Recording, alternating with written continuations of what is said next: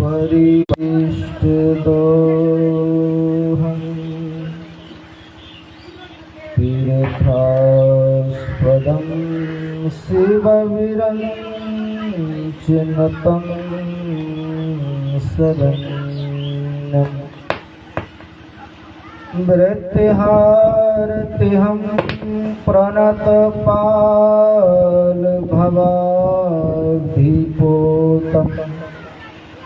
वन्दे महापुरुषते चरणारविन्दम्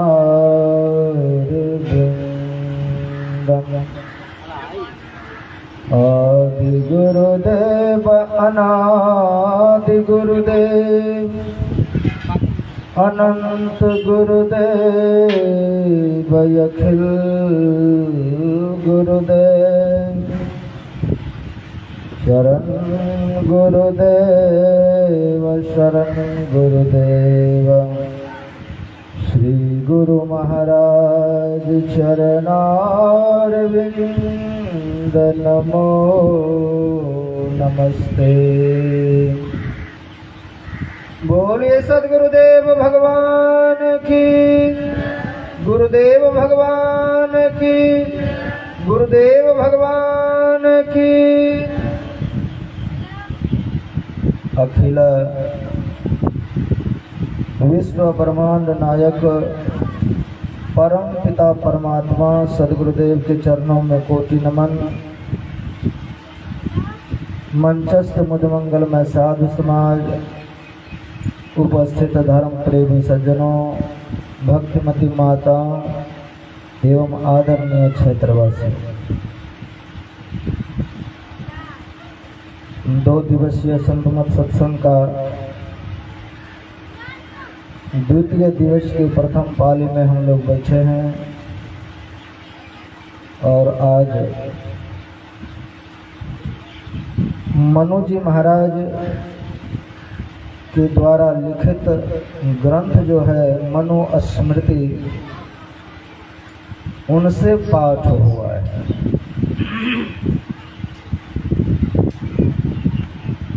मनु जी महाराज इस सृष्टि के प्रथम मानव हैं और यह ब्रह्मा जी के दाएं भाग से उत्पन्न हुआ है। उन्हीं से सारी सृष्टि सजी हुई है, उन्हीं से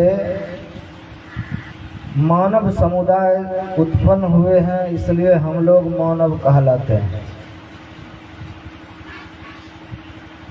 और मनु जी महाराज परम भक्तों में से एक है, राज ऋषि भी है, प्रथम मानव के पूर्वज हैं। हम मनुष्यों के कल्याण के लिए बहुत सुंदर सुंदर बात बताए कि मनुष्य को इस संसार में कैसे जीना चाहिए, क्या खाना चाहिए, क्या नहीं खाना चाहिए। इन तमाम तरह के बातों को हम लोग श्रवण करते हैं।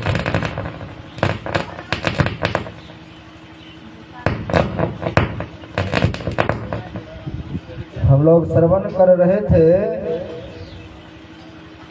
यथा खनन खने नेत्रम नरो वार्यधि गच्छति। कहा जैसे मनुष्य कुदाली से जमीन खोदते खोदते जल को प्राप्त कर लेता है और वही व्यक्ति कुदाली से पूरे धरती पर खोदते फिरे तो पानी मिलेगा? नहीं मिलेगा। एक ही जगह कुदाली लेकर के मिट्टी को टारते टारते वह जल को प्राप्त कर लेता है।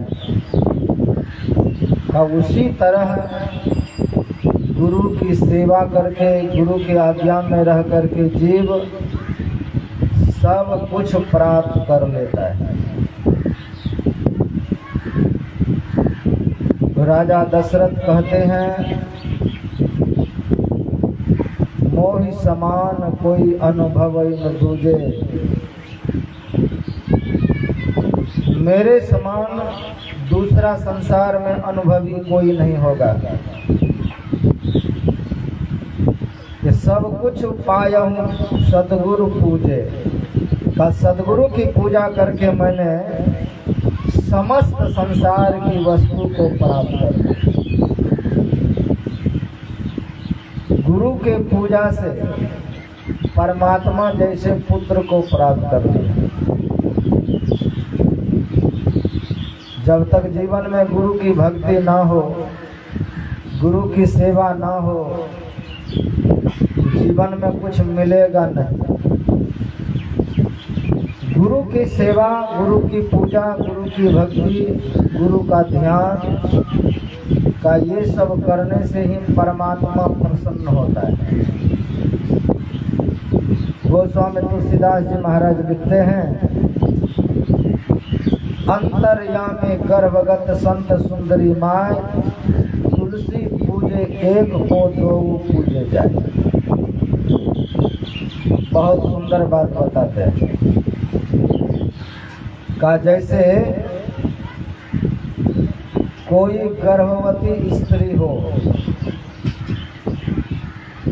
और मन में हो जाए कि वह जो गर्भ में बालक पल रहा है उसको मैं कुछ खिलाऊं, उसकी पूजा करूं, उसको मैं खुश करूं। क्या उपाय है?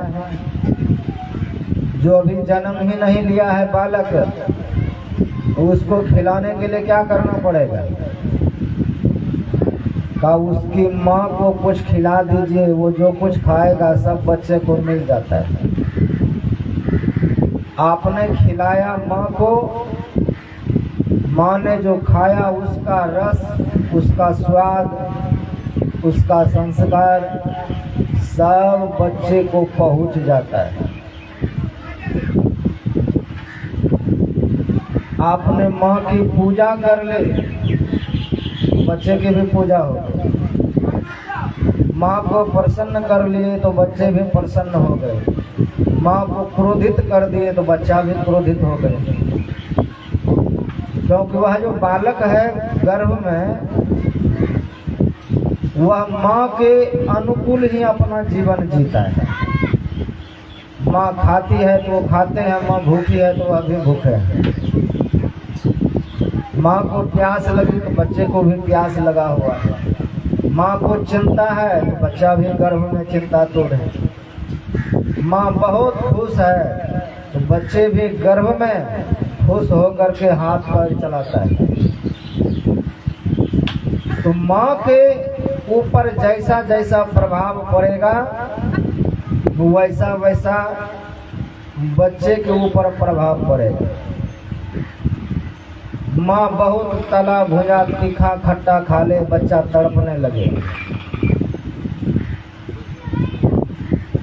तो कहा माँ के साथ जैसा जैसा व्यवहार होगा उन बच्चों के साथ में वैसा होगा। कोई माँ को कांटा पर तौल ले तो बच्चा भी तौला चला जाएगा। अलग से आप उसको कुछ नहीं कर सकते। कहा उसी तरह से जो कोई परमात्मा को कुछ खिलाना चाहते हैं, जो कोई माता को, जगदम्बा को, भगवती को कुछ खिलाना चाहते हैं, वो कैसे खाएगा? आप शिव मंदिर में जाएंगे, शिवलिंग पर दूध डाल देते हैं, वो पीता नहीं, वो तो नाली के द्वारा इधर उधर हो जाता है, अर्पण करते हैं। आप मंदिर में राम जी को कुछ खिलाना चाहते हैं, चढ़ा देते हैं, अर्पण हुआ, लेकिन राम जी को उसका स्वाद नहीं मिला। का परमात्मा को स्वाद कब आता है? का परमात्मा स्वाद लेता है गुरु के मुख से। गुरु आत्मा को जब भी खाना होता है कुछ, तो वह संत सदगुरु के जिह्वा पर बैठ करके खा लेता है। क्योंकि वह जो ब्रह्म है, परमात्मा है, क्या कहते वो आनंद रहित है, उसको मुख नहीं है, तो कैसे खाएगा? का वह संत के हृदय में उतर करके, संत के हृदय में बैठा हुआ है, आप संतों को कुछ सुना देते हैं, अगर संत सुन लिया, संत के कान में आपका दिया हुआ शब्द पड़ गया, वह परमात्मा ही सुन लेता है। संत कबीर साहब इसी को कहते हैं कि जब मैं था तब हरि नहीं, अब हरि है मैं ना। अभी हम लोग जीव हैं, जीवत्व दशा में हैं, लेकिन जब साधन करते करते वह परमात्मा मिल जाएगा तो फिर आप जीव नहीं रहेंगे। तब आप क्या हो जाएंगे? आप परमात्मा में नहीं, परमात्मा ही आप में आकर के उतर आएगा। बूंद में ही समुद्र उतरने का नाम इसी को कहते हैं। इस जीव रूपी बूंद में वह परमात्मा रूपी समुद्र आके उतर गए। जीव ब्रह्म में मिले ये तो सब जानते हैं, लेकिन वह ब्रह्म ही इस जीव में उतर आया। और कबीर साहब क्या कहते हैं? जब मैं था तब हरि नहीं था, अब हरि है मैं ना। अब सिर्फ और सिर्फ परमात्मा बचे हुए हैं। शरीर भले दिख रहा है कि महर्षि में ही का है, लेकिन देखने वाला तत्व कौन है? का वही ब्रह्म है। सुनने वाला तत्व कौन है? का वही ब्रह्म है। गंध लेने वाला कौन है? स्वाद लेने वाला कौन है? का वो ब्रह्म ही सुनता है। गुरु महाराज जब स्व शरीर में था तो पूर्णिया का एक प्रोफेसर बंदूक खरीदना चाहते थे, तो कुप्पा घाट गए कि गुरु महाराज से आज्ञा ले लेंगे तब बंदूक खरीदने के लिए जाएंगे। तो वह जब आश्रम पहुंचा तो देखते हैं गुरु महाराज का गेट बंद है, खिड़की भी बंद है। अब हम कैसे कहें गुरु महाराज को? तो खिड़की के पास जा करके हाथ जोड़ के मन ही मन कहते हैं कि गुरुदेव मैं तो बंदूक खरीदने के लिए जा रहा था, अगर आप आज्ञा दे देते तो मैं बंदूक खरीद लेता। वो आंख बंद करके मन ही मन कहते। तो गुरु महाराज भीतर से कहते हैं कि मन ही मन क्या कहते हो? जोर से बोलो ना, जोर से बोलो। आपको कौन मना करता है बंदूक खरीदने के लिए? जाइए, मेरा आशीर्वाद है, खरीद लीजिए। तो आप मन ही मन क्या सोच रहे हैं, गुरु महाराज वो भी सुन रहा है। इसलिए कहा कि मन की जाने सब गुरु, कहाँ छिपावे अंग। का जो आपके मन में, आपके तन में बसा हुआ परमात्मा है, वह आपके मन में उत्पन्न होने वाले बात को भी सुनता है। इसलिए गुरु महाराज भीतर में थे और भीतर से कह दिया, मन ही मन क्या बोलते हैं? जोर से बोलिए, आप जाइए बंदूक खरीद के ले आइए। क्योंकि परमात्मा व्यापक है। जरूरी नहीं कि आप गुरु महाराज की कुर्सी के पास जाए, कुप्पा घाट जाके बोलेंगे तभी सुनेंगे। खेत में पड़े हुए हैं, कहीं भी हैं, एकांत में हैं, वहीं से बोल दीजिए, वो सुन लेगा। उसका कान अब व्यापक है, कहीं से मन में जब सोचते हैं वो सुन लेता है, तो जोर से बोलेंगे तो नहीं सुनेगा। तो ऐसे गुरु जो व्यापक तत्व परमात्मा में चला गया है, अब जो भी आप बोलिएगा वो परमात्मा सुनेगा, जो भी कर्म कीजिएगा परमात्मा देख लेगा। तो परमात्मा से हम कुछ छिपा नहीं सकते हैं, उनसे छुप करके कुछ बोल नहीं सकते हैं, उनसे छिप करके कोई कर्म नहीं कर सकते हैं, क्योंकि उनसे कुछ छिपा हुआ है ही। बिल्कुल मनुष्य से हम छिपा सकते हैं, लेकिन परमात्मा गुरु से नहीं, क्योंकि वह सब जगह हाजिर है, सब जगह रहने वाला है। तो कहा वह जो ब्रह्म है वह संत के जिह्वा पर बैठ करके रस का स्वाद लेता है, संत के कान में बैठ करके वो भक्तों के विनती को सुनता है, संत के आंख में बस करके वह भक्तों पर करुणा बरसाते हैं, संत के हाथ में बैठ करके वह भक्तों पर दया बांटते हैं।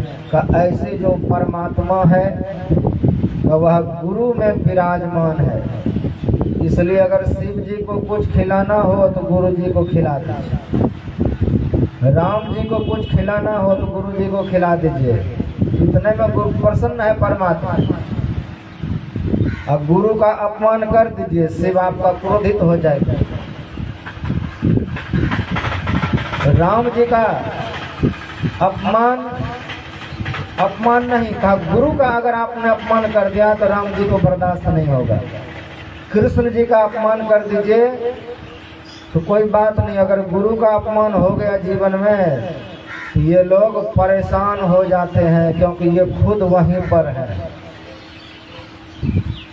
इसीलिए काकभूषुंडी प्रसंग में आता है कि शिव मंदिर में बैठ करके वो नाम जपता था, किसका? भगवान शिव का ही। एक बार हर मंदिर जपत रहो हर नाम। शिव जी के मंदिर में बैठ करके शिव जी का ही नाम जप रहा था। अब गुरु आया अभिमान ते उठ न किन्न प्रणाम। गुरु आया और उठ करके उसने प्रणाम नहीं किया कि गुरु जी से तो बड़ा भगवान शिव हैं, हम तो उन्हीं का नाम जप रहे हैं, उन्हीं के मंदिर में बैठे हुए हैं, गुरु जी क्या करें? गुरु जी ने तो कुछ नहीं क्या कहा।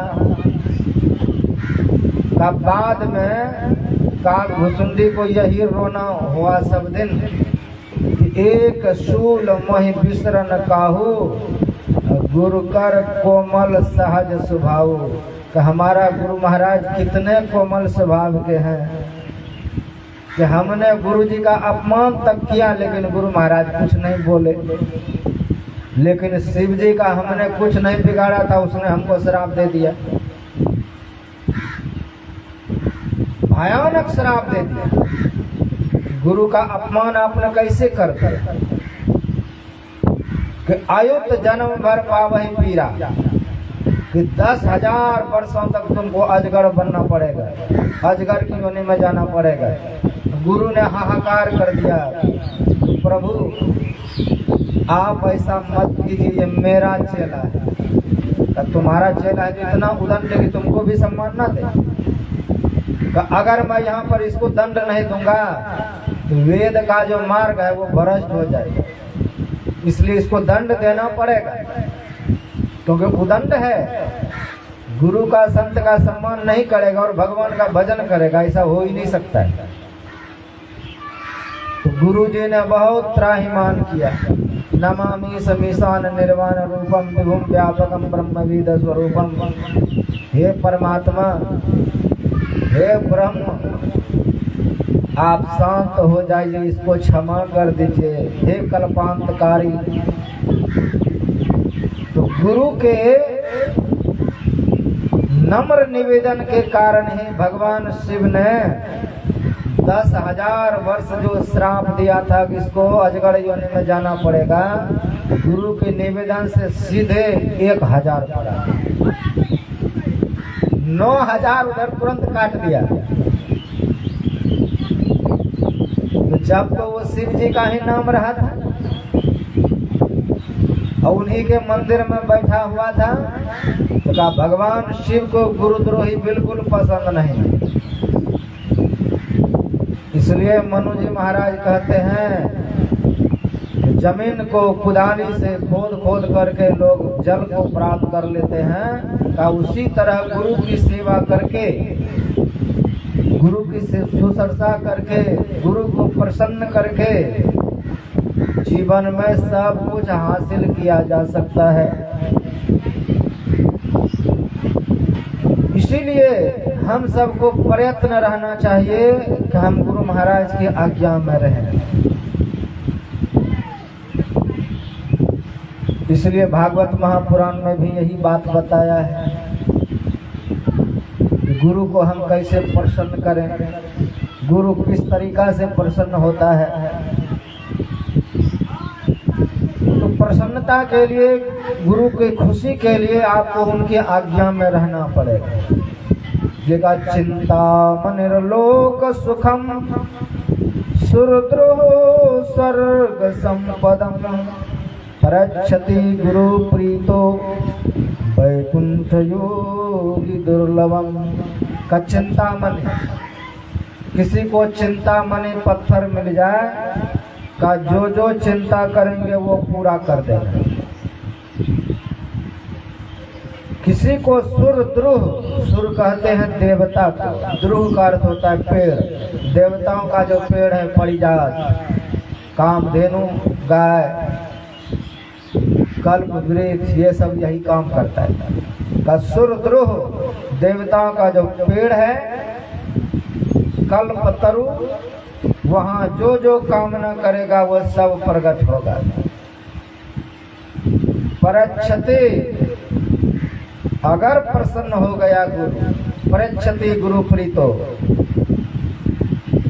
जो वैकुंठ में जो दुर्लभ है वो पदार्थ आपको गुरु दे सकता है। इसलिए कहा गंगा पापम शशि तापम दैन्यम कल्प तरुष तथा पापम तापम जो दैन्यम हंति साधु समागमः। का गंगा पाप हरण करती, चंद्रमा ताप हरण करती। गंगा पापम शशि तापम, दैन्यम का जीवन की दीनता, गरीबी, यह कौन हरण करता है? गंगा पापम शशि तापम दैन्यम कल्प तरुष तथा कल्प तरु, कल्प वृक्ष, ये हरण करता है। अगर गुरु के शरण में कोई आ जाए तन मन धन से, पापम तापम, पाप ताप दीनता सब गुरु हरण कर लेते हैं। जब आप इनके शरण में जाएंगे तो शरण में जाने का मतलब क्या है? कैसे हम गुरु महाराज के शरण में जाएं? दीक्षा ले करके घर में फोटो टांग देना शरण में नहीं है। नहा करके एक अगरबत्ती जला देना भी शरण नहीं है। अक्सर यही समझते हैं दीक्षा ले ही लिए हैं, कभी एक अगरबत्ती गाड़ दिए बस हो गया शरण।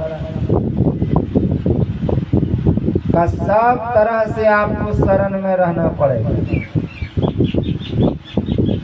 शरण का मतलब है कि अपने मालिक के शरण में हम उन्हीं के हुक्म से हम सब काम करें, उन्हीं के आज्ञा में हम रह करके करें, अपने मन से हम कुछ न करें।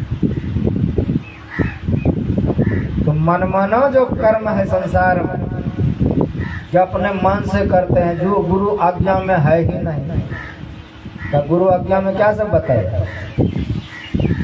एक ईश्वर पर अटल विश्वास, ये सब ना, उस पर भरोसा करना, सदगुरु की सेवा करना, नित्य ध्यान करना, नित्य सत्संग करना, नित्य नियम से अपने जीवन में ढाल लेना, 5 पाप को नहीं करना। का अगर इनके अंतर्गत रह करके हम गुरु की सेवा करते हैं, गुरु के शरण में रहते हैं, तो कहा गुरु कल्प तरु हो। कहा गुरु महाराज कल्प वृक्ष बन करके आपकी दीनता को हरण कर देंगे। वही पारसमणि हो करके आपको स्वर्ण जैसा जीवन बना देगा। सब कुछ करने वाला गुरु है। देवताओं का जो गुरु है वह है बृहस्पति जी महाराज। असुरों का जो गुरु है वह है शुक्राचार्य जी महाराज। शुक्राचार्य जी महाराज भगवान शिव का भजन करके मृत संजीवनी विद्या को हासिल किया था। कोई मर जाए तो मंत्र पढ़ दे तो वह जिंदा हो जाए। तो देवताओं को चिंता हुई कि गुरुदेव उसने तो मृत संजीवनी विद्या हासिल किया है, हम लोग किसी को मारेंगे तो वह पुनः जिंदा कर देगा, लेकिन हम लोगों के पास तो मंत्र है नहीं, कैसे क्या होगा। तो बृहस्पति जी अपने पुत्र कच्छ को कहते हैं, कच्छ तुम जाओ, शुक्राचार्य जी महाराज के यहाँ शिष्य बन करके रहना, निष्कपट होके रहना, खूब सेवा करना, और जब वो प्रसन्न होगा तो उनसे यह मंत्र सीख ले, मृत संजीवनी विद्या। तो कच्छ कहते हैं कि पिताजी वो तो आपका दुश्मन है, आप दोनों में दुश्मनी चलता है, लड़ाई झगड़ा होते रहता है सब दिन, तो भला वो दुश्मन के बच्चे को क्यों देगा ये विद्या। क्या देखो दुश्मनी हम में और उसमें है, तुम तो दुश्मनी नहीं किए हो। अरे वो गुरु है, गुरु को तुम्हारे दुश्मनी से क्या मतलब है। शिष्य बन के जाओगे तो अवश्य वो देगा दीक्षा, अवश्य वो मंत्र बता देगा, लेकिन तुम ये भाव ले करके मत जाना कि पिताजी के दुश्मन है। तुम गुरु समझ करके बिल्कुल निष्कपट भाव से सेवा में जाओ, सेवा करते करते एक दिन प्रसन्न होगा तो मंत्र बता देगा। सेवा में कमी मत छोड़ो। इसलिए पूज्य गुरुदेव महर्षि साई स्वामी जी महाराज क्या कहते हैं, सेवा से सद्गुण है आते,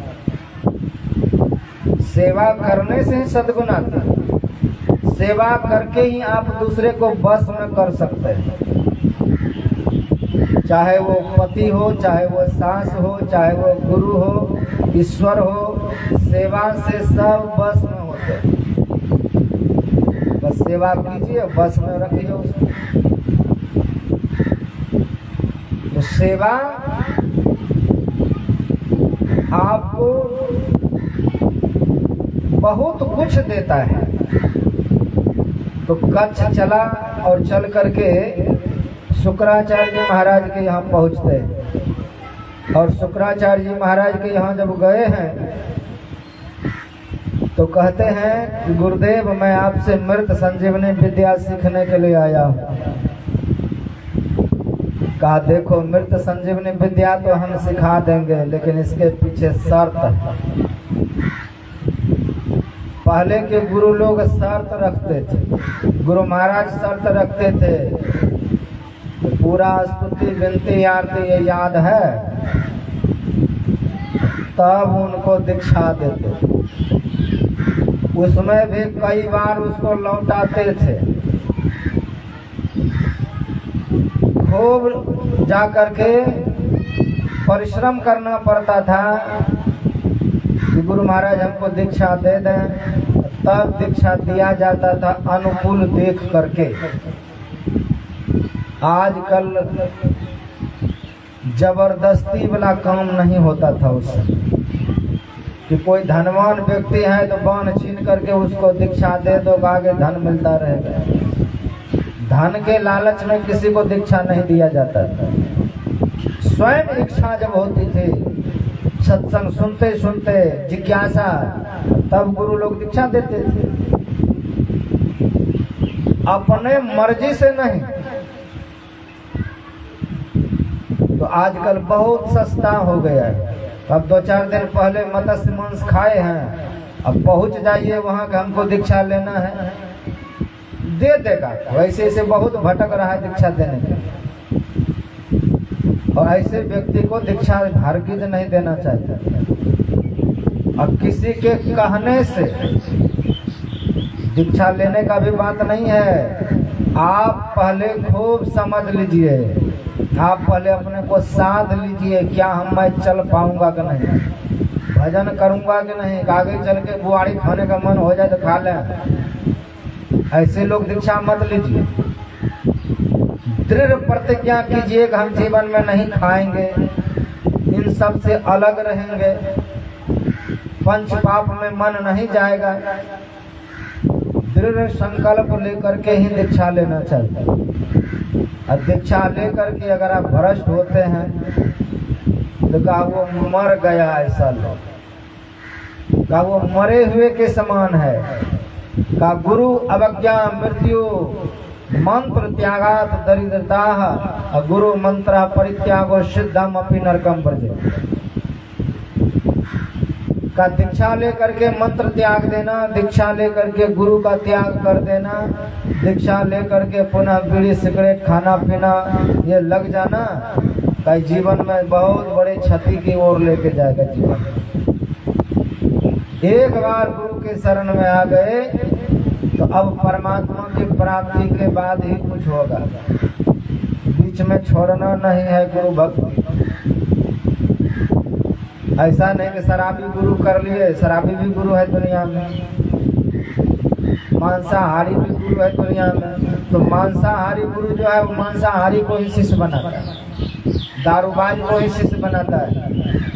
तो हर ही शिष्य धन सो कन हरि या सो गुरु घोर नरक में पड़ गए। जो भी मांस खाते हुए भजन कर रहा है तो वह भी किसी से दीक्षा लिया है। एक बार फारबिसगंज में एक नव युवती दीक्षा लेने के लिए आई। अब मैं दीक्षा लेना चाहता था। का ठीक है, फूल माला प्रसाद लेकर के आए तो पूछे कि तुम्हारे घर में कौन कौन सत्संगी है। कहा मेरे घर में सब सत्संगी। का तुम्हारे घर में कोई मांस मछली भी खाता है? का सब खाता है। का गजब बात है, सब दीक्षित भी हैं और सब खाता भी है। कहा हाँ बाबा, वृंदावन से एक बाबा आए थे और उसी से दीक्षा लिए हैं। मेरे माँ बाप तो मांस मछली खूब खाता है, भजन भी करता है। कहे तब यहाँ वो दीक्षा नहीं दिया जाएगा। मांस मछली खाते हो, दीक्षा लोगे तुम भी भ्रष्ट हो जाओगे। इससे अच्छा मांस मछली ही खाओ। अगर दीक्षा लेना है तो संकल्प लेते हो कि नहीं खाएंगे जीवन भर। उस थाली में, उस घर में, उस चूल्हे पर के बना हुआ नहीं खाओगे का ये तो मुश्किल है, क्योंकि मैं घर में रहती हूँ। का घर में सब दीक्षित हैं। वृंदावन के जो पंडित लोग आते हैं उसको इससे कोई मतलब नहीं कि आप किस नरक में जाएंगे। बस आपको सिर्फ दीक्षा दे दिया, चला गया वो। कोई मना नहीं करेगा कि दारू पीजिए कि नहीं पीजिए। बस दीक्षा ले लिए, साल में एक बार आएगा, आपको बस चंदा करके पैसा इकट्ठा करके चला जाएगा। ऐसे गुरु के लिए कबीर साहब कहते हैं कि लोभी गुरु क्या होगा? जो लोभ में, लालच में आकर के दीक्षा दे रहे हैं उसका जीवन बड़ा खराब। लोभी गुरु अजगर बने, लाख 84 जाए, चेला सब चीटी भया नोच नोच कर खाए। का गुरु और चेला दोनों का सत्यानाश और सर्वनाश होगा। इसलिए मांसाहारी ना तो गुरु चाहिए, ना मांसाहारी चेला चाहिए, ना शराबी चाहिए। तो हमारा धर्मशास्त्र कहता है कि जो इन सब तमाम चीजों से बच करके भजन करेगा उसी का भक्ति सफल होगा। नहीं तो भजन करते हुए भी आप नरक के मार्ग पर चले जाएंगे। तो कहा शर्त है? का क्या शर्त है? का मैं तुमको एक गाय पालन करने के लिए देता हूँ। जिस दिन यह गाय 1000 हो जाएगा उस दिन हम दीक्षा देंगे। एक गाय को 1000 बनने में कितना दिन लगेगा? एक गाय बछड़ा देगा, बाछी देगी, फिर वो बड़ी होगी, फिर वो बच्चे देंगे। ऐसे करते करते कहा तुमको 1000 गाय जिस दिन पूरा कर लोगे उस दिन हम तुमको दीक्षा देंगे। का ये पहली शर्त है। का दूसरा शर्त है कि मेरी बेटी का नाम है देवयानी। और मेरी बेटी को गाने का, बजाने का, नाच देखने का खूब शौक है। कहा मेरी बेटी को प्रसन्न करने के लिए तुमको जो करना पड़ेगा, मेरी बेटी प्रसन्न रहना चाहिए। याद रखना कि तुम्हारा ब्रह्मचर्य व्रत भंग ना हो। पूर्ण ब्रह्मचारी हो करके मेरी बेटी के खुशी के लिए तुमको सब काम करना पड़ेगा। अगर यह कह दे भैया आप बजाइए कुछ तो बजाना पड़ेगा, नाचिए तो नाचना पड़ेगा। मेरी पुत्री को खुश रखना है हर वक्त, लेकिन संयमित तो हो करके इसके साथ जीना पड़ेगा। 1000 गाय होगा तो तुमको ऐसे दीक्षा देते हैं।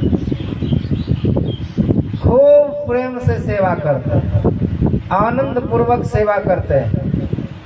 तो सेवा करते करते 500 गाय पूरा कर। और एक दिन कहते हैं कि तुम इतने प्रेम से सेवा करते हो, मेरा अब मन खुद कह रहा है कि तुमको दीक्षा दे दूं। तुम बहुत सेवा करते हो। कल नहा धो करके बिल्कुल पवित्र हो करके आना, कल मैं दीक्षा तो दे दूंगा। तो किसी तरह राक्षसों को पता चल गया कि हम लोग तो इतना दिन इनकी सेवा कर रहे हैं, हमें तो नहीं दिया, ये दुश्मन के बेटा को दीक्षा दे रहा है। तो गाय चराने के लिए जो वन में गया, उधर ही पकड़ लिया उसको। पकड़ करके छोटा छोटा टुकड़ा किया और छोटा छोटा टुकड़ा करके समुद्र में फेंक दिया। समुद्र में जब फेंक दिया तो गाय शाम होते ही चढ़ती हुई, रंभाती हुई बथान की ओर गाय लौट आए। गाय तो लौटा लेकिन वो नहीं लौट आए। तब देवयानी कहती है कि पिताजी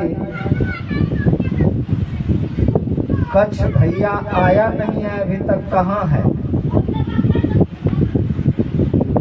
तो लालटेन लेकर के दिव्या जला करके जा रहे हैं, ढूंढते हुए आवाज दे रहा है कच्छ कहाँ हो, कच्छ कहाँ हो। रहता तब ना मिलता।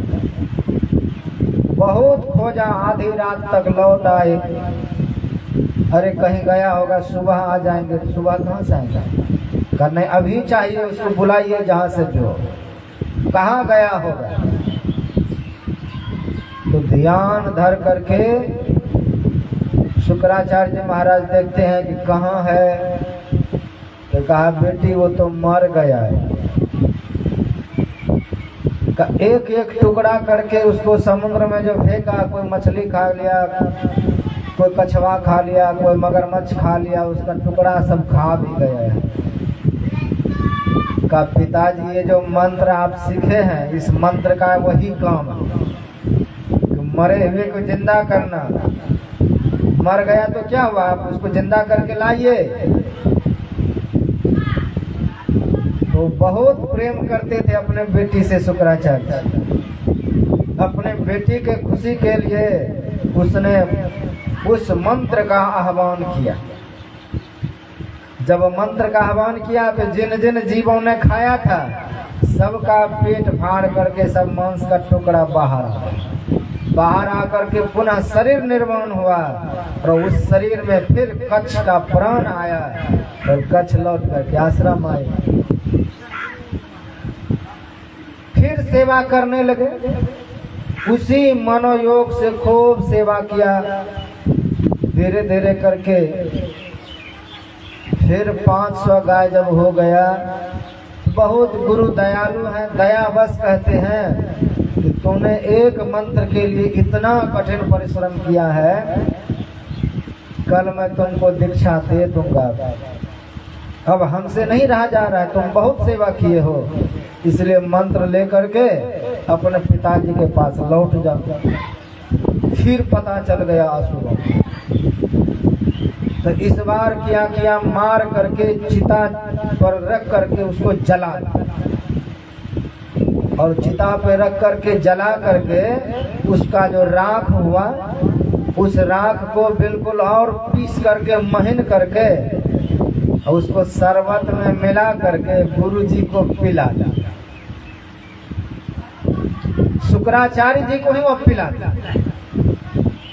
तो शुक्राचार्य पी गए कि गुरु जी ये लीजिए शरबत, ये लीजिए शरबत। अरे इसमें क्या था? अरे जीरा डाला हुआ है। पिला दिए गुरु जी को जल जीरा कह करके। तो गुरु जी ने तो पी लिया। अब दीक्षा का समय जब आया तो कच्छ मिले ही नहीं। का पिताजी कच्छ भैया कहाँ गया है? कहीं दिख नहीं रहा है। बहुत ढूंढा, मिलेगा कहाँ? अंत में फिर ध्यान में बैठ करके देखता है कि कच्छ कहाँ गया, तो पूरे पृथ्वी पर कहीं नहीं है। ऊपर की ओर कहीं स्वर्ग तो नहीं पहुंच गया, कहीं भाग करके पिता के पास तो नहीं चला गया। तो कहा पिताजी के यहाँ भी नहीं है। 7 स्वर्ग में से किसी स्वर्ग में कच्छ नहीं है। भू भुवः स्वः महजन तप सब लोक में देखा, अतल वितल तलातल पताल 14 लोक में दृष्टि दौड़ा के देखा, कहीं है ही नहीं। कहा अब क्या दूसरे ब्रह्मांड में चला गया? थक हार करके अपने अंदर झांका, तब उसको दिखा करे इन दुष्ट चेलों ने तो मेरे कच्छ को मार करके जला करके मुझे ही पिला दिया। कब पिताजी किसी भी तरीका से उसको जिंदा कर।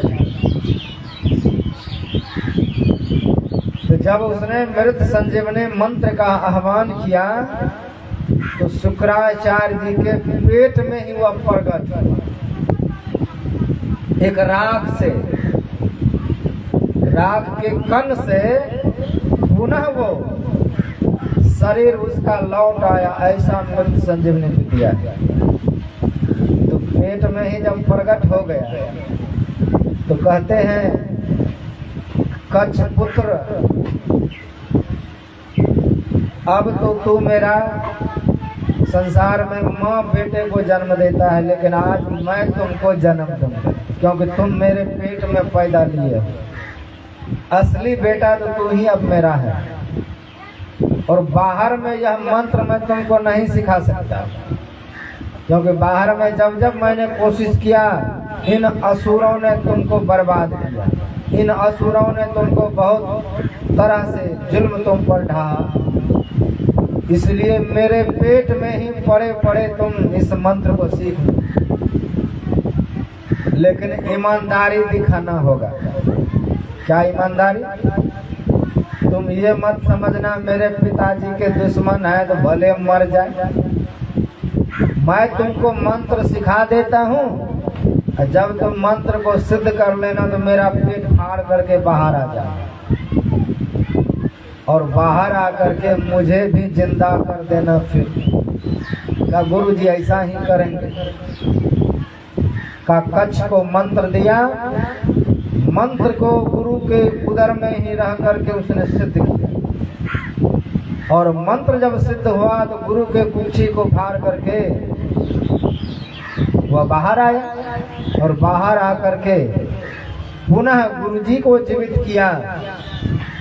और गुरु जी जब जीवित हुए तो बड़े प्रेम से कच्छ को गले लगाया और गले लगा के कहा अब तुम जा सकते हो।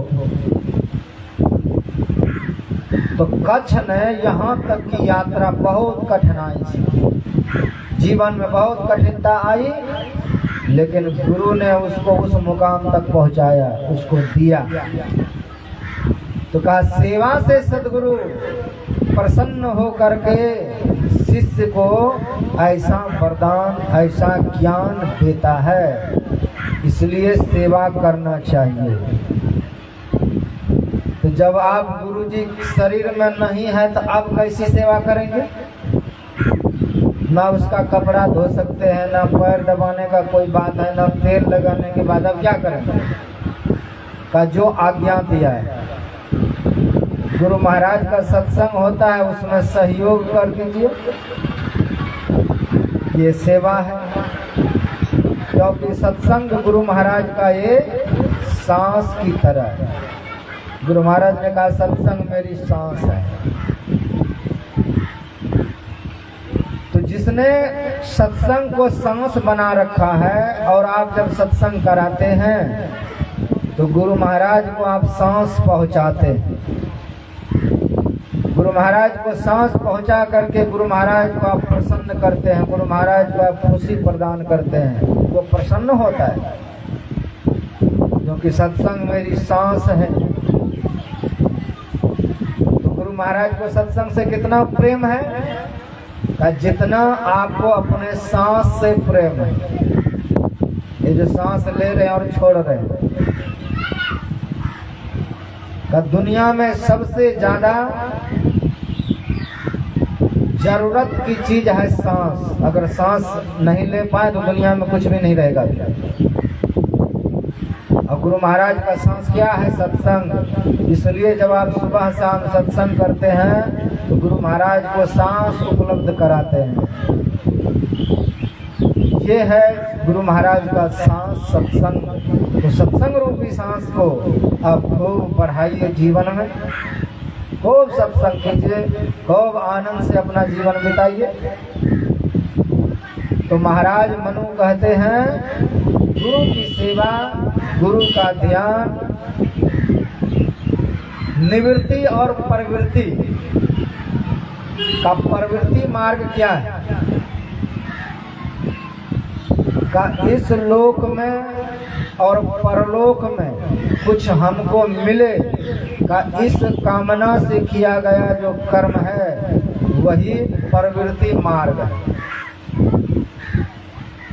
निवृत्ति मार्ग क्या है का निष्काम भाव से जो भजन करता है। तो निवृत्ति मार्ग और प्रवृत्ति मार्ग दोनों का त्याग करके हमको भजन की ओर जाना है। हमको भजन करना चाहिए, खूब भजन करना चाहिए, थोड़ा बहुत नहीं। तो मनु जी महाराज ऐसे ऐसे दिव्य उपदेश दिया है। तो कहा जो मांस खाता है का जब तक आप किसी प्राणी का वध नहीं करेंगे तब तक वह मांस आपको मिलेगा नहीं। और प्राणियों, किसी भी प्राणी का जिसने एक बार मांस खा लिया वह कितना बड़ा भी धर्म कर्म करे उसका स्वर्ग का जो टिकट है वह कैंसिल है। समझ, आप दुनिया भर में कितना बड़ा से बड़ा यज्ञ कर लें, बड़ा से बड़ा धर्म कर्म कर लें, अगर आपने मांस खाया है, खा रहे हैं तो स्वर्ग के एंट्री में बहुत बड़ा बाधा है। आप स्वर्ग भी नहीं जा सकते। बिल्कुल मना किया है कि स्वर्ग के साधन में, स्वर्ग पहुंचने में ये बाधा डालेगा कि आप स्वर्ग के लायक नहीं हैं। मोक्ष की तो बात छोड़ दो, आप साधारण स्वर्ग भी नहीं जा पाएंगे, लाख तरह के यज्ञ याग करके भी। मांसाहारी के लिए स्वर्ग नहीं है,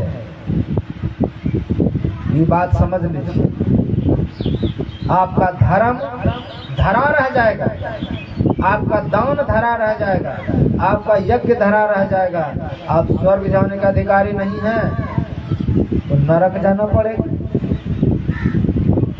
इसलिए कहा कि जो भी मांस बना है, जब आप किसी जीव को काटते हैं तो दुखी कितना होता होगा, वो चिंतातुर कितना होता होगा, उसमें कितने तरह के रसायन पैदा लेते होंगे, उसको खा करके आप कैसे सुखी रह सकते हैं।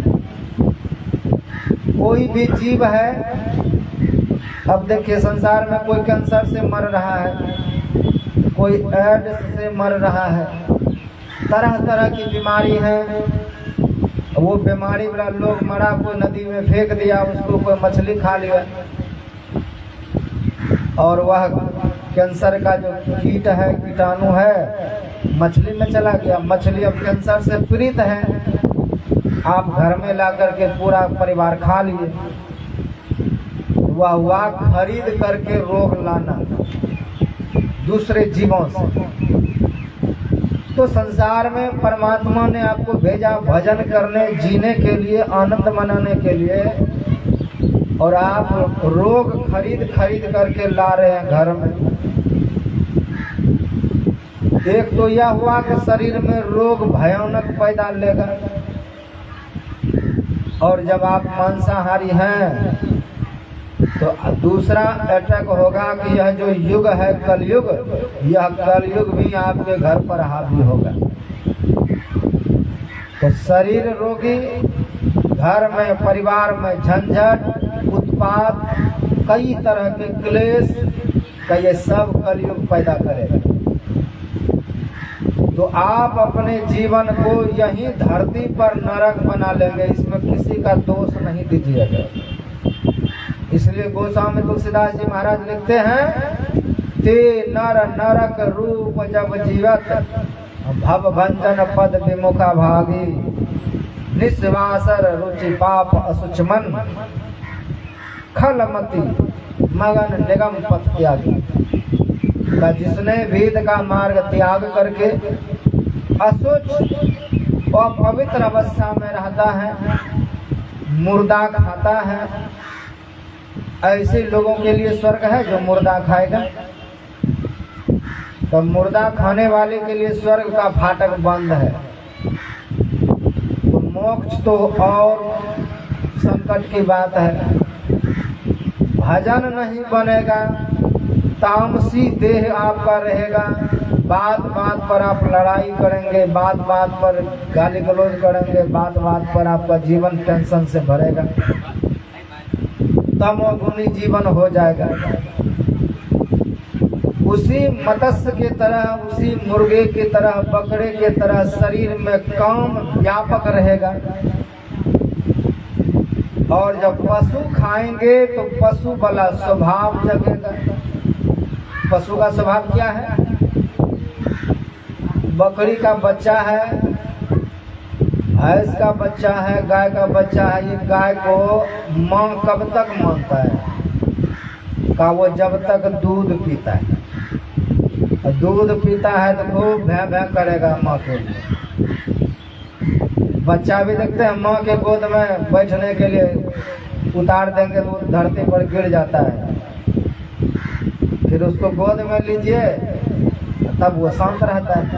चाहे बकरी का बच्चा हो कि मनुष्य का हो, बच्चे में माँ से बहुत प्रेम रहता है। का जानवर खाए हैं तो जानवर में जैसे धीरे धीरे बड़ा हुआ तो फिर वो बकरा नहीं समझता है कि ये मेरी माँ है, कि ये मेरा बहन है। पाड़ा नहीं समझता है कि ये मेरी बहन लगेगा, कौन लगेगा, नहीं लगेगा। ऐसे बेविचार में प्रवृत्त हो जाता है पशु का। उसी तरह पशु खाने वाला जीव इस संसार में देखते हैं रोज क्या हो रहा है, रोज बलात्कार हो रहा है, रोज दूसरे के पत्नी को लेकर के भाग रहे हैं। रोग आता है टीवी में, रोज मोबाइल पर रोज समाचार आता है, यहाँ हो गया, वहाँ हो गया, इधर मर्डर हो गया। तो गोस्वामी तुलसीदास जी महाराज कहते हैं कि ऐसे जो पशु खाने वाले लोग हैं का नहीं मानत अनुजात तनुजा। वो ना तो बेटी को बेटी समझ रहा है, ना बहन को बहन समझ रहा है। गांव में, समाज में, परिवार में पशु बढ़ गया है ज्यादा। तो पशु किसी को बहन समझेगा? दूसरे की बेटी को बेटी समझेगा? तो वो पशु है। बस दाव जहाँ मिल गया वहाँ पर वो व्यभिचार कर लेगा, दाव जहाँ मिल गया वहाँ दूसरे का धन चोरी कर लेगा। और ये जो पशु जन्म ले रहा है ये उतना तक ही नहीं होगा। भगवान शिव कहते हैं मोन ही माता, वो अपने माँ को नहीं मानेगा, वो अपने पिता को नहीं मानेगा, वो अपने गुरु को नहीं मानेगा, ना वो देवता को मानेगा, किसी को नहीं मानने वाला होगा। क्योंकि पशु खाया है, पशु के तरह परिवार में रहेगा, पशु के तरह जिएगा, भाई भाई की हत्या करेगा, एक एक इंच के लिए भाई पर ईटा लेके गोली लेके दौड़ेगा। ऐसे कौन है? पशु। बच्चे में देखते हैं कुत्ता, कुत्ता का बच्चा आपस में कितना प्रेम से रहता है। अब वही थोड़ा बड़ा हो जाए, एक कुत्ता को भोजन दीजिए, दूसरा उसको सूंघ भी लेगा तो काट देगा। भोजन तक छूने नहीं देता कुत्ता अपना, गुंगवाता है, दौड़ता है काटने के लिए। बच्चे में तो प्रेम से सब खाते हैं। उसी तरह से यह समाज मांस का भक्षण करेगा, दारू पिएगा, वो पशु बनेगा। पशु आपका फिर नहीं होगा। पशु को जन्म देंगे तो पशु आपका नहीं होगा। इसलिए भगवान शिव कहते हैं, मौ नहीं मात पिता नहीं देवा, साधुन सन करवा वही सेवा। जिनके यह आचरण भवानी, ते जानो निश्चर संप्राण का वो निशाचर है, का वो राक्षस बन गया। अब काल युगे न जर्जरो, काल युग के कारण उसका ज्ञान वैराग भक्ति सब जल चुका है और वह सिर्फ और सिर्फ पशु स्वभाव में आ गया।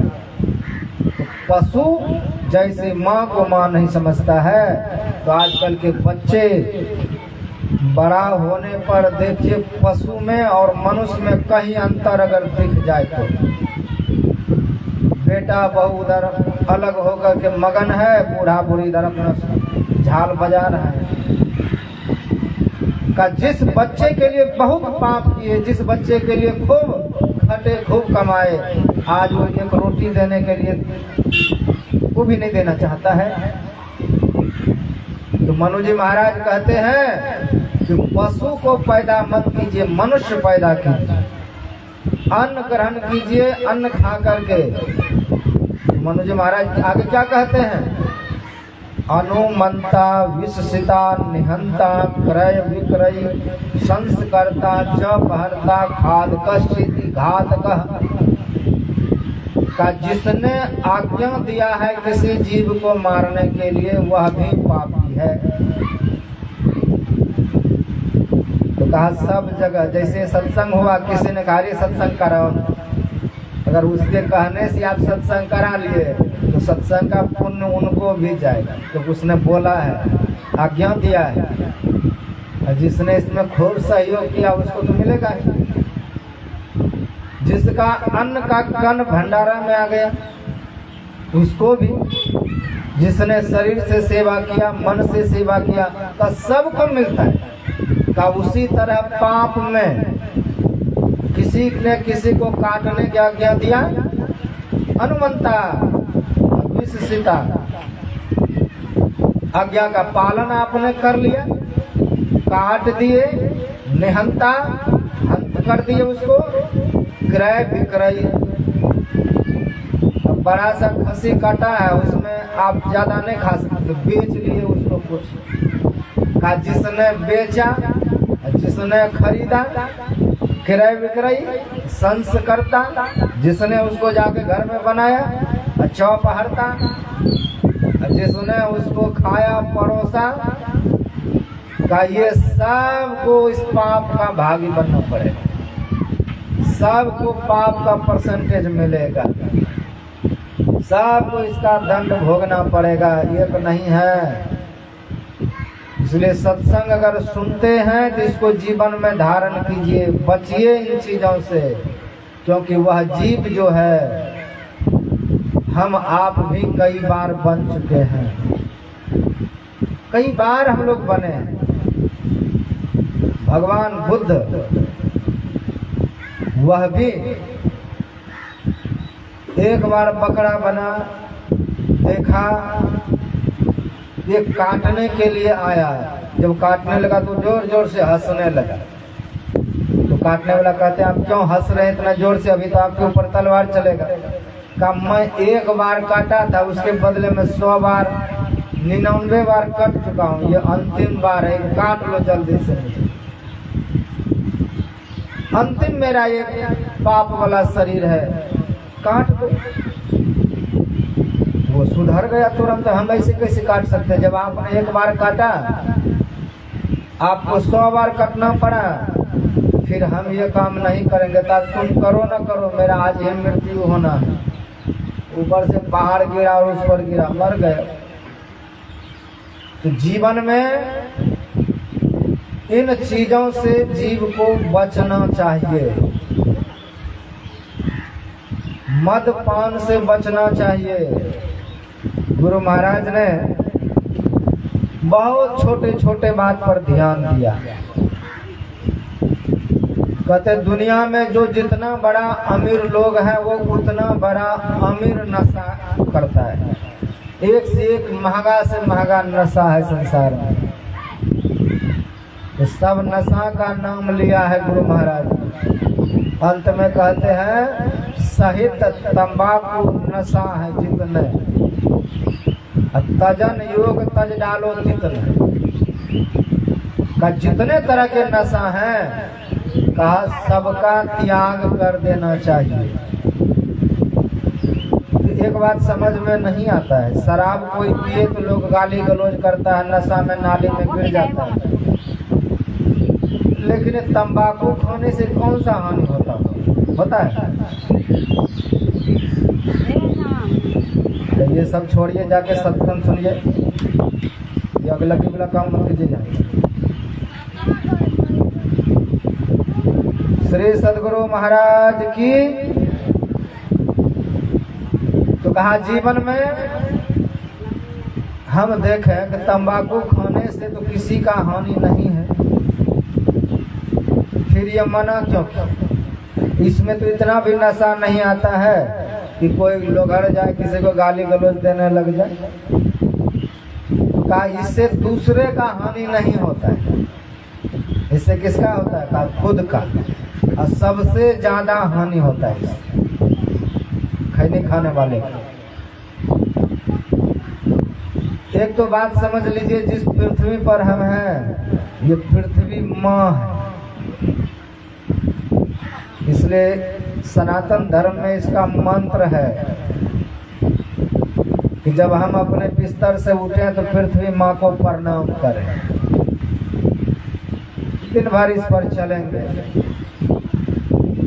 समुद्रे वशने देवी विष्णु लक्ष्मी नमस्तुभ्यं क्षमस्व पाद स्पर्श में, हे माँ आपके ऊपर मैं पैर रख रहा हूँ, आप हमको क्षमा कीजिए। आप भगवान विष्णु की पत्नी हैं, भारिया हैं, माँ हैं। का माँ के उदर में जैसे बालक रहता है खूब लात पैर मारता है, लेकिन बाहर आने पर माँ बदला नहीं लेती है। तुम गर्भ में था तो लात मारता है, क्षमा कर देता है। इसलिए पृथ्वी का एक नाम है क्षमा। खोद खाद धरती सहे, ये खोद खाद सहते रहते। तो कोई उपाय नहीं है। हम जिस माँ के गोद में खेल रहे हैं, खेलना तो ठीक है, लेकिन उसको थूक फेंकते रहना बार बार, जगह जगह जिधर जाओ थूक फेंकते जाओ, का ये सदाचार के विरुद्ध है। थूक ऐसे जगह फेंकना चाहिए जहाँ किसी का नजर न पड़े। और खैनी खाने वाला क्या करता है?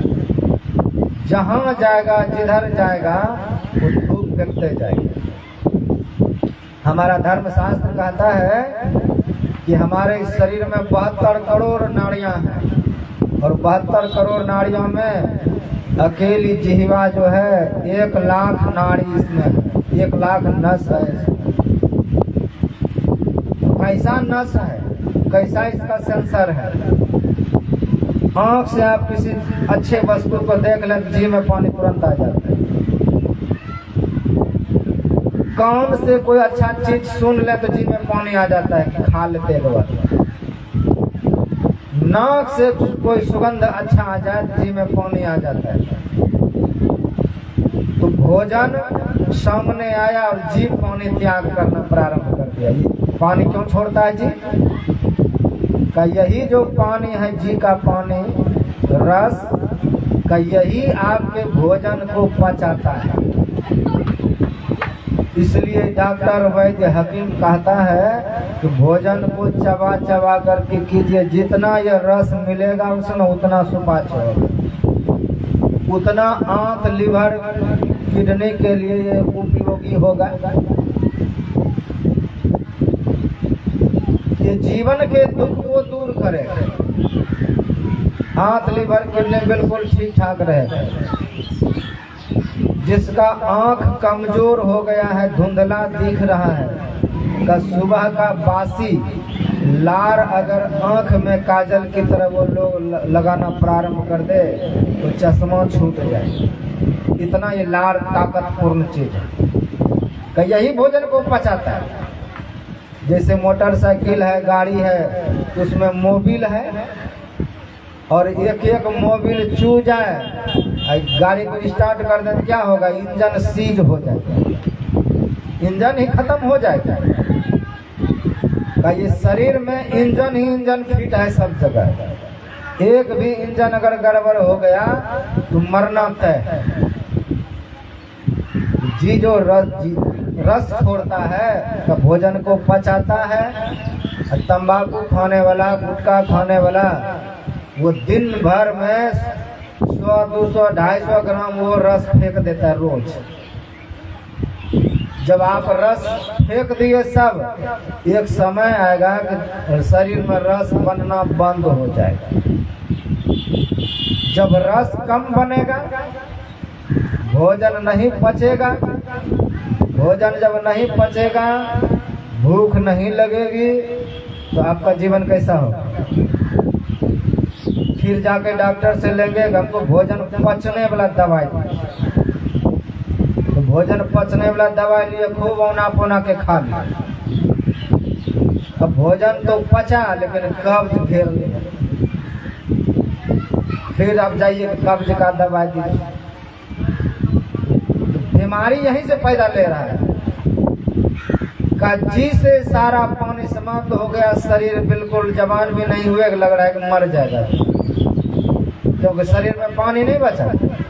वो सार है शरीर का, वो रस जो है, वो रस बना हुआ वही भोजन को पचाता है, उसी को आपने फेंक दिया तो आपका जीवन बिल्कुल बेकार हो जाएगा। ना पचेगा, ना भूख लगेगा, जीवन बिल्कुल खराब हो जाएगा। जवानी में बुढ़ापे की तरह दिखेंगे।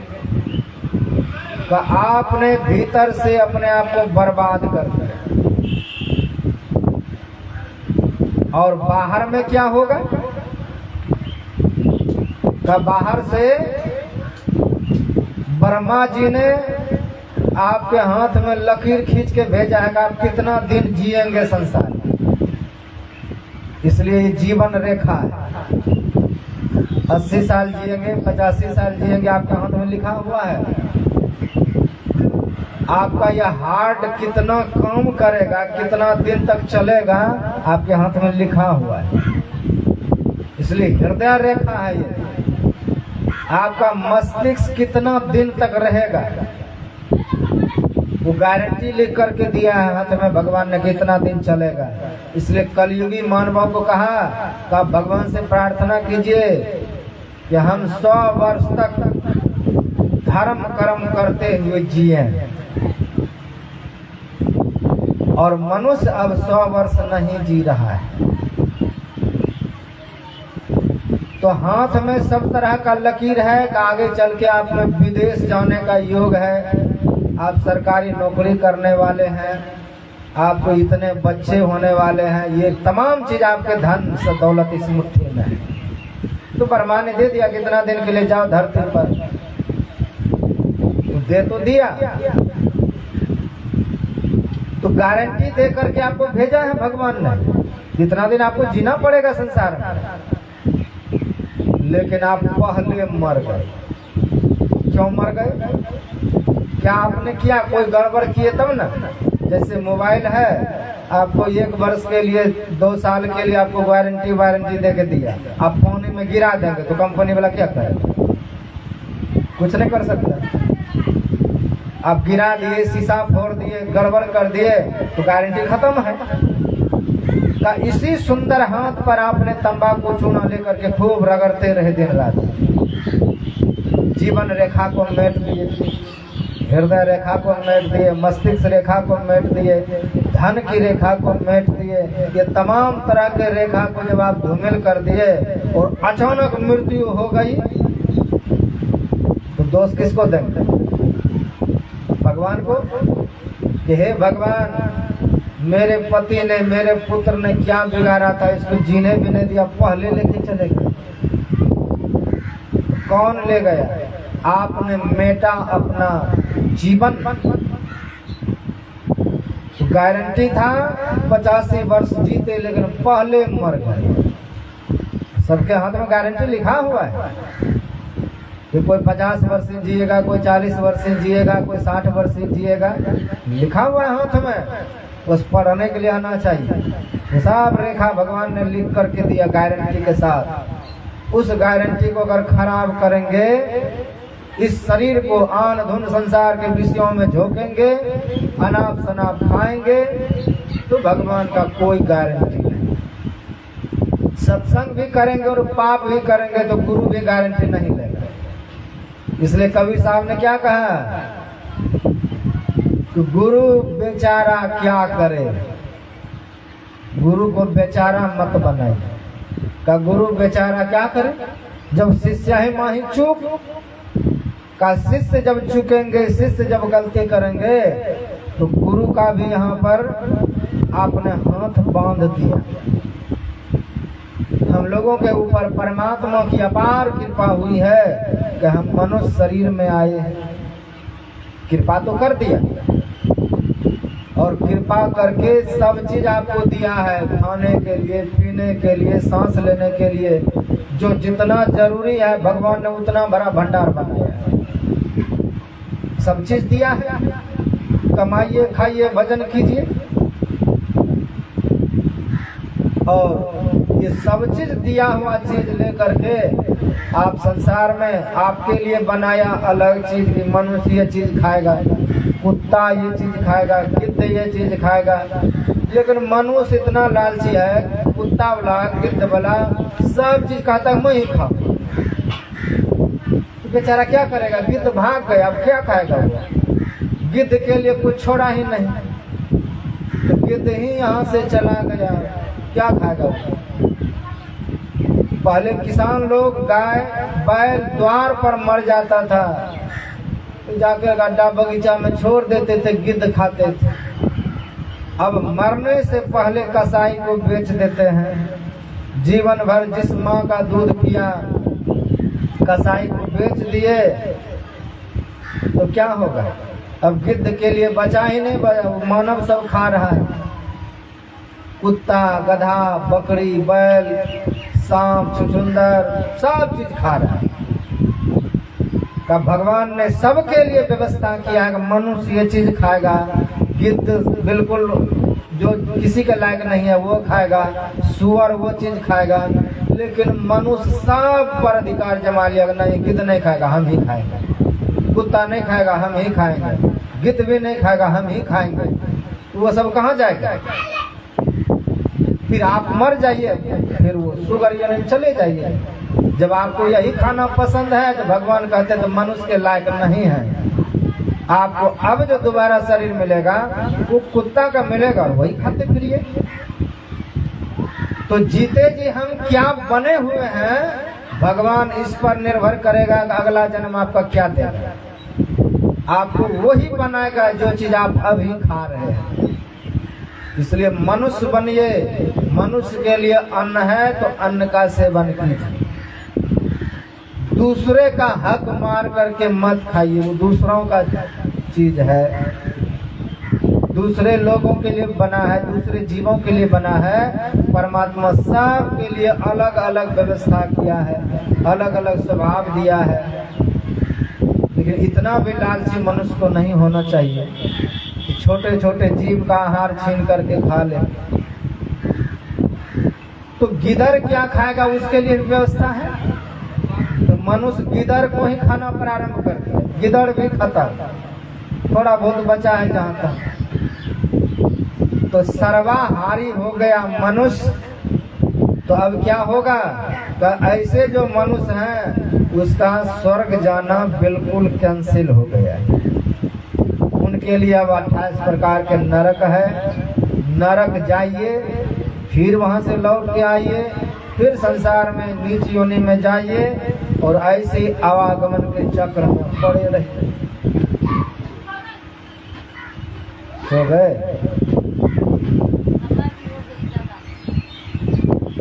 हो गया। तो कहा इसी तरह से हम अपने जीवन में भगवान का भजन करते हुए, भोजन को सुधारते हुए, अपने बच्चों को विशेष करके इस चीज से अलग करके रखें।